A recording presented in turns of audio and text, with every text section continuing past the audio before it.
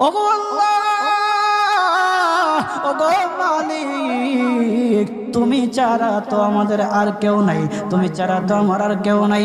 আল্লাহ গো, তুমি যদি মাফ না করো কে আমাকে মাফ করবে?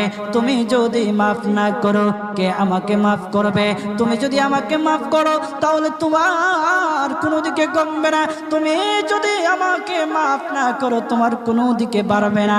আল্লাহ গো, তুমি আমাকে মাফ করে দাও। সারাটা জীবন অন্যায় কাজ করেছি, সারাটা জীবন নাফরমানি করেছি, আমার কাছে কালেমার দাওয়াত কম আসে নাই, আমার কাছে কালেমার দাওয়াত কম আসে নাই, আমাকে লোকেরা কম বোঝায় নাই।